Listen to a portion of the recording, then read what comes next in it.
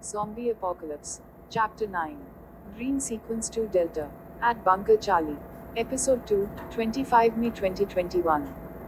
And to re-up our supply of medical equipment. Everyone agreed. We pulled back by squad and returned to our vehicles. We were back at the hastily set up command post for the Wipe Clean Task Force about 1 mile south of the airport. All 4 squads were resting. No one was anxious to go back. The entire airport was infested with those afflicted things. Some mad North Korean scientists had managed to turn the entire airport into a biohazardous human zombie experiment that had led to the next level. Zombie apocalypse. Whatever they had done to the test subjects had turned them into zombies, starved for warm flesh and blood.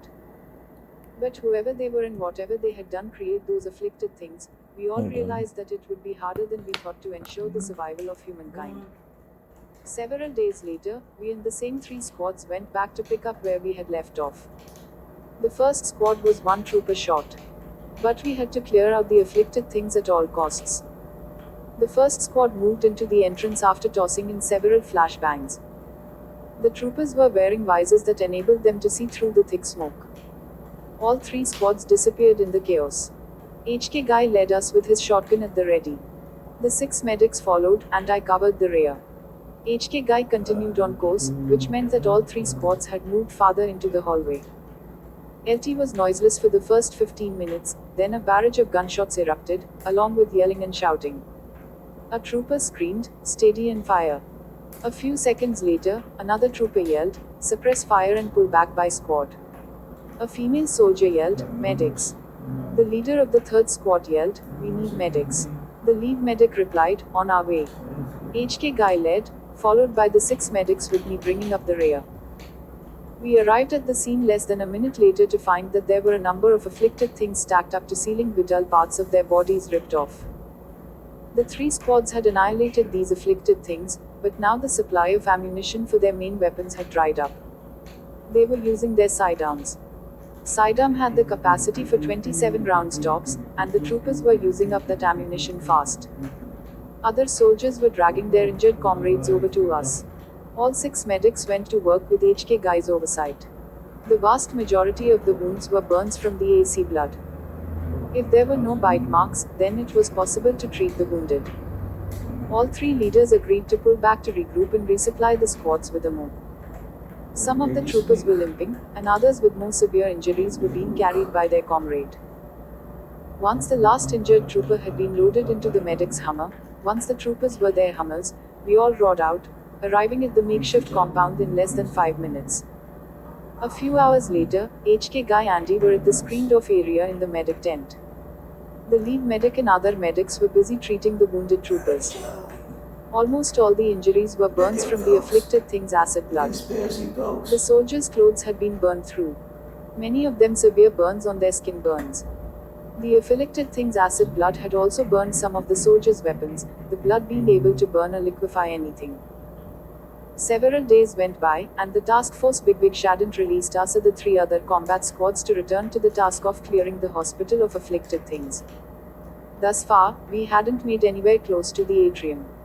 We were still on the entrance hallway, the actual atrium being 500 meters away. None of the 4 leaders minded. They kept quiet in the hopes that the Bigs would forget all about their squads. New weapons were issued, more was replenished. New troopers replaced the severely injured ones so that each squad now had 12 members. All 4 squads were issued standby orders. At coffee break one morning, I ran into the leader of the 1st squad, a special ops infantryman Fr. Manila. His specialty was jungle warfare. We spoke briefly. He thought that I was a medic. I corrected him, saying, "I am a guard for the medic squad." He asked, "You know medicine?" "I don't know medicine from a hole in the wall," I told him.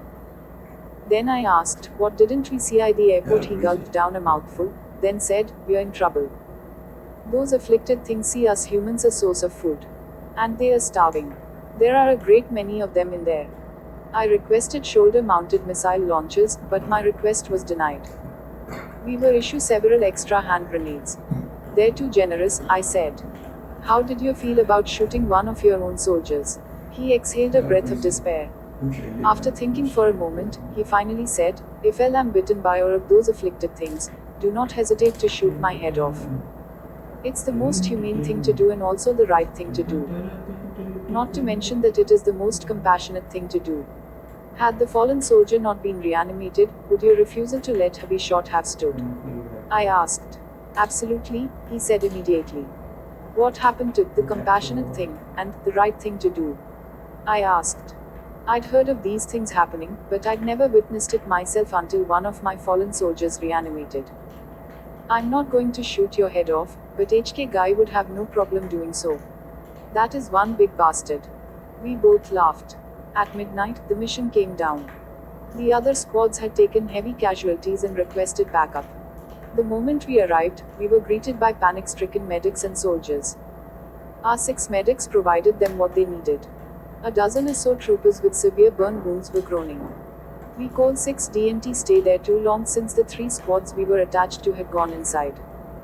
HK guy led with a shotgun in his hands with 6 medics behind him and me at the rear. I was pandemonium as gunfights broke out, the soldiers yelling and bawling. The afflicted things screamed horrifically as the bullets pierced their bodies. Several soldiers carried their wounded comrades to the exit. Blood and sweat covered their heads, faces, and uniforms as smoke rose from their melted weapons. The lead medic reported to HQ, receiving a high volume of casualties with burn wounds. "Request backup." HQ responded, "Denied. Press forward." Those near the lead medic had heard HQ's message loud and clear. All 6 medics and the other medics were treating the burn wounds.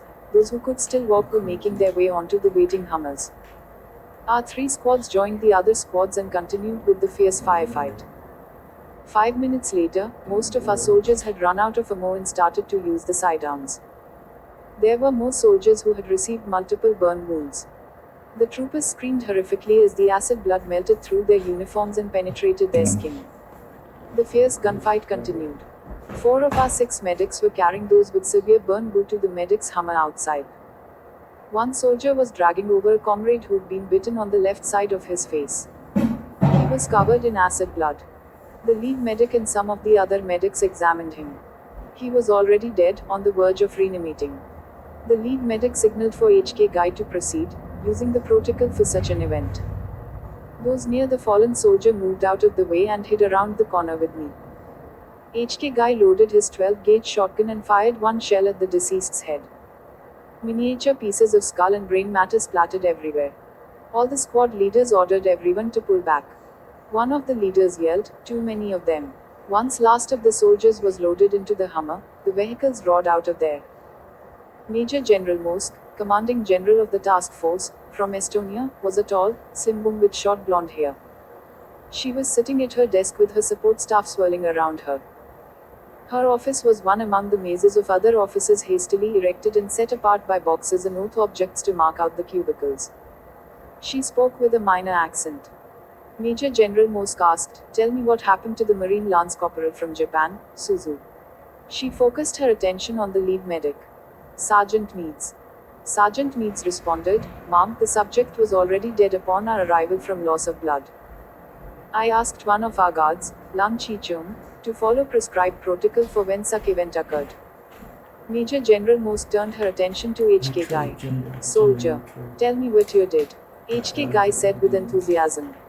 112-gauge shotgun shell to the head, using hand signals to demonstrate his point.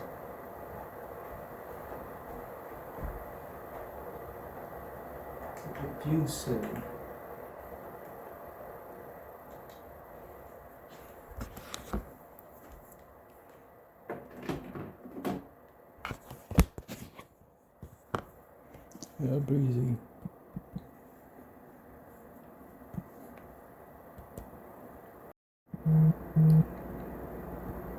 Zombie Apocalypse. Chapter 9. Green Sequence 2 Delta. At Bunker Charlie. Episode 2, 25 May 2021. And to re-up our supply of medical equipment. Everyone agreed.